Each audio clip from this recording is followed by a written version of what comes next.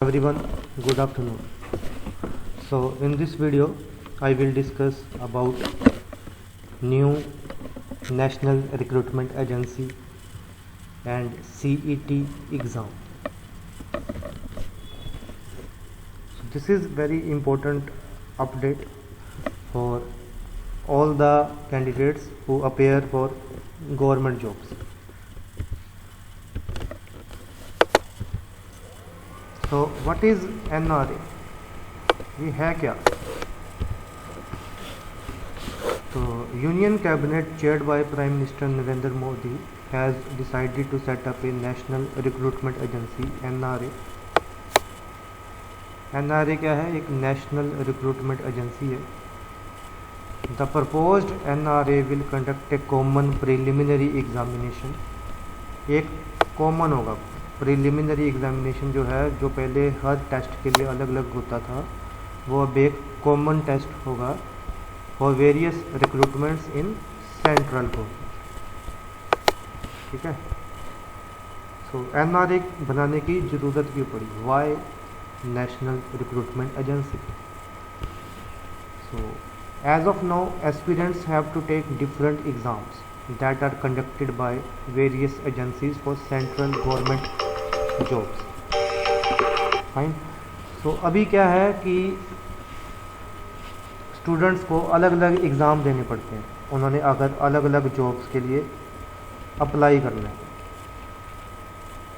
So according to C. Chandramouli, secretary department of personnel and training, क्या है कि हर साल एवरेज 2.5 से 3 करोड़ जॉब सीकर्स अपेयर करते हैं for 1.25 lakh vacancies in the central government every year.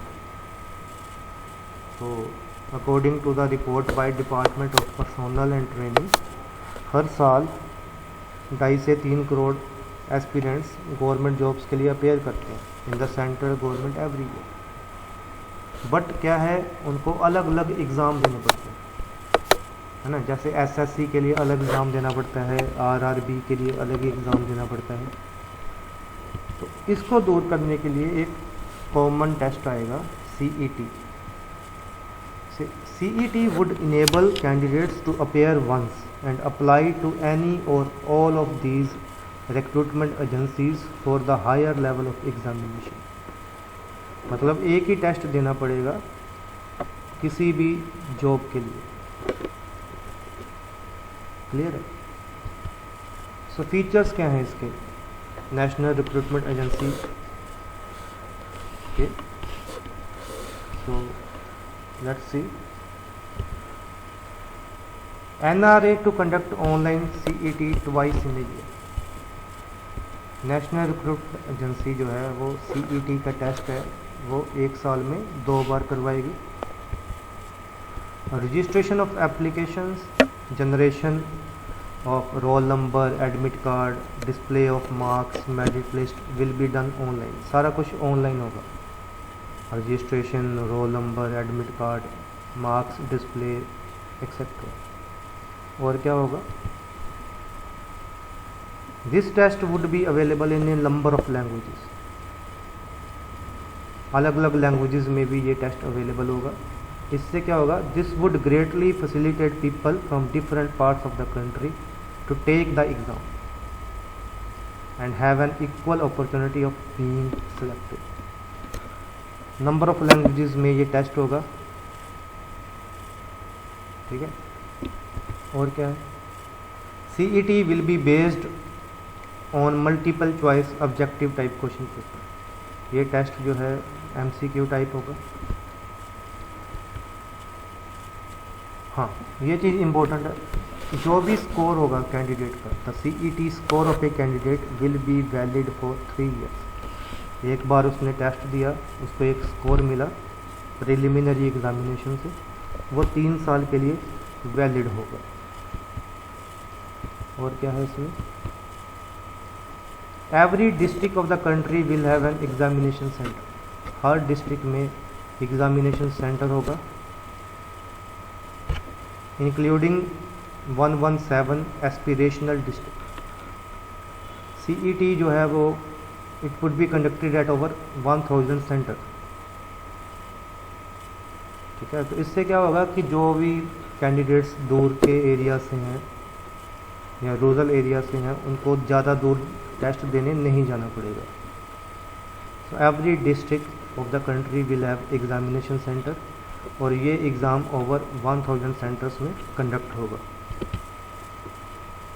So major relief to the poor candidates. ठीक है, presently क्या है, कैंडिडेट्स को मल्टीपल एग्जामिनेशन में अपेयर करना पड़ता है। ठीक है, मल्टीपल एजेंसीज अलग अलग एग्ज़ाम कंडक्ट करवाती है, मल्टीपल एग्ज़ाम कंडक्ट करवाती हैं। ठीक है, तो एग्ज़ामिनेशन फ़ीस हर एग्ज़ाम की अलग से देनी पड़ती है। इसके अलावा कोई टेस्ट देने जाना है तो ट्रैवल का खर्चा, बोर्डिंग, लॉजिंग और भी अदर खर्चे इसमें इंक्लूडेड हैं। लेकिन जब एक ही एग्ज़ाम होगा तो फाइनेंशियल बर्डन जो है वो रिड्यूस होगा और ना ही बार बार टेस्ट देने की टेंशन, ना ही बार बार एग्ज़ामिनेशन फ़ीस देने की टेंशन। ठीक है, और भी खर्चे नहीं होंगे। So it is a major relief to poor candidates. और क्या फीचर्स है, कोई भी रिस्ट्रिक्शन नहीं रहेगी on the number of attempts. Candidate CET का एग्ज़ाम जितनी बार चाहे मर्जी दे सकता है, कोई लिमिट नहीं रहेगी, subject to upper age limit. हाँ, एज की लिमिट रहेगी लेकिन नंबर ऑफ अटैम्प्ट्स की कोई भी लिमिट नहीं रहेगी। अपर एज लिमिट की रिलैक्सेशन जो है वो SC ST कैंडिडेट्स को मिलेगी। इसके अलावा candidates would have the facility of registering on A common portal. एक ही पोर्टल रहेगा और वो अलग अलग सेंटर्स की चॉइस दे सकते हैं। जो आसपास के उसके सेंटर होंगे उसकी डिस्ट्रिक्ट में, बेस्ड ऑन द अवेलेबिलिटी उनको सेंटर अलॉट होगा। सो अल्टीमेट एम क्या है कि ऐसी स्टेज में जाना जहाँ पे कैंडिडेट्स अपना टेस्ट जो है अपनी मर्जी के सेंटर पे दे सके जो उनको नियर बाय अवेलेबल है। ठीक है, और क्या फीचर है, NRA to ensure better access to rural under privileged candidates and women. So इसका फ़ायदा यही है कि रूरल एरिया जहाँ पे पहले क्या था कि बच्चों को बड़ी दूर जाना पड़ता था टेस्ट देने के लिए, जब वुमेन के लिए मुश्किल था टेस्ट देने जाना, तो वो उनके लिए बढ़िया होगा। सो इससे क्या है, it will also facilitate employment generation. और क्या है, CET के स्कोर जो हैं वो जो टेस्ट दिया उसका स्कोर मिलेगा। It can be shared with central government, state government, UT, public sector undertaking and private sector. ये स्कोर शेयर किया जा सकेगा किसी भी जॉब के लिए अप्लाई करना है तो, चाहे वो सेंट्रल गवर्नमेंट की है, चाहे वो स्टेट गवर्नमेंट की है, चाहे वो UT की है। हाँ, NRA shall conduct a separate CET for 3 level of graduate. Higher level के लिए अलग होगा, मैट्रिकुलेशन के लिए अलग होगा। Candidates for those non technical post to which recruitment is presently carried out by the staff selection commission, RRB, IBPS। ये जो पहले अलग अलग टेस्ट कंडक्ट करवाते थे अब एक ही टेस्ट कंडक्ट करवाएंगे। तो वो टेस्ट ग्रेजुएट लेवल पे होगा, हायर सेकेंडरी लेवल का अलग होगा, 10th लेवल का अलग होगा, डिपेंड करेगा कौन सी जॉब है, लेकिन टेस्ट एक ही होगा। एक ही होगा मतलब SSC, RRB और IBPS के लिए एक ही टेस्ट होगा। तो based on the screening done at the CET score level, final selection जो है वो सेपरेट टायर ऑफ एग्जामिनेशन होगा जो कि रिस्पेक्टिव रिक्रूटमेंट एजेंसी करवाएगी। कहने का मतलब कि अलग अलग एजेंसीज एक टेस्ट करवाएंगी CET, उसके स्कोर पे बेसिस पे टेस्ट एक ही होगा चाहे वो किसी भी जॉब के लिए, उसके बेसिस पे वो अपना टायर 2 या टायर 3 का एग्जामिनेशन कंडक्ट करवाएंगी respective agency. For example SSC का अगर सपोज करो किसी स्टूडेंट का CET क्लियर है, स्कोर उसका 3 साल के लिए वैलिड है, तो वो टायर 2, टायर 3 जो भी एजेंसी डिसाइड करेगी उसका एग्जामिनेशन दे पाएगी।